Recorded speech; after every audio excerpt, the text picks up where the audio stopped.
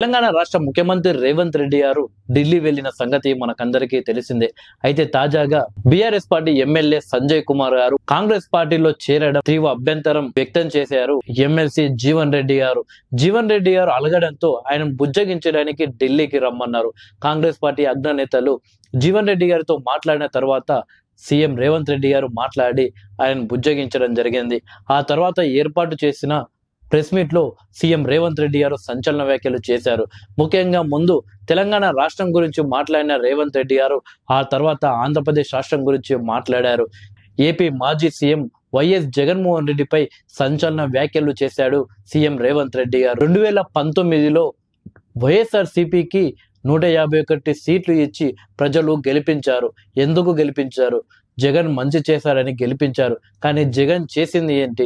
ప్రతిపక్ష పార్టీలపై పగపట్టి ప్రతిపక్ష నాయకులను ఇబ్బందులు పెట్టాడు. ఆంధ్రప్రదేశ్ రాష్ట్రంలో తెలుగుదేశం పార్టీని లేకుండా చేద్దామని జగన్ ప్రయత్నాలు చేశారు.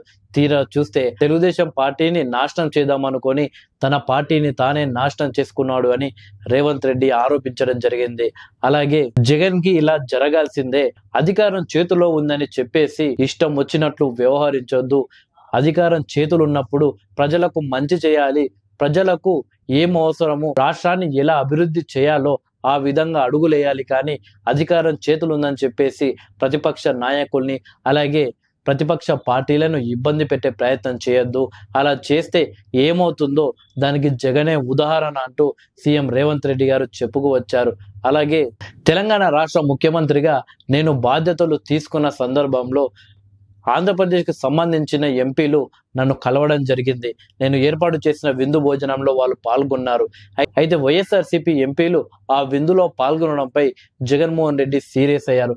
ఆ ఎంపీలపై సీరియస్ కావడంతో ఆ ఎంపీల్లో కొందరు వైఎస్ఆర్సీపీని వీడి వేరే పార్టీలో చేరడం జరిగింది. చివరకు వాళ్ళు ఎంపీలుగా గెలుపొందారు. వైఎస్ జగన్ పై సీఎం రేవంత్ రెడ్డి గారు ఘాటు వ్యాఖ్యలు చేశారు. ఏపీలో వైఎస్ జగన్మోహన్ రెడ్డి గారు ఓడిపోయిన తర్వాత తెలంగాణలో లోటస్ పాండ్ లోని వైఎస్ జగన్మోహన్ రెడ్డి ఇంటికి సంబంధించిన గోడలను అధికారులు కూల్చగొట్టడం జరిగింది.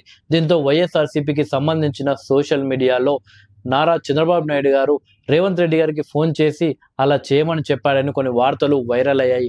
దీనికి సంబంధించి మీడియా మిత్రులు అడగగా చీచి అలాంటి రాజకీయాలు చేసే వ్యక్తిని నేను కానే కాదు, చంద్రబాబు నాయుడు గారు కూడా అలాంటి వ్యక్తి కానే కాదు, రాజకీయ జీవితంలో ఎన్నడూ కూడా చంద్రబాబు నాయుడు గారు అలాంటి తప్పుడు పనులు చేయలేదు, నాకు ఫోన్ చేసేంత అవసరం అర్హత ఆయనకు లేదు, ఆయన నాకన్నా చాలా సీనియారిటీ, నాకన్నా ముందు ముఖ్యమంత్రి, ఆయనకు నాకు ఫోన్ చేయాల్సిన అవసరం ఆయనకు లేదు. ఒక మంత్రి అధికారులకు ఆదేశాలు ఇవ్వడంతో అలా జరిగింది.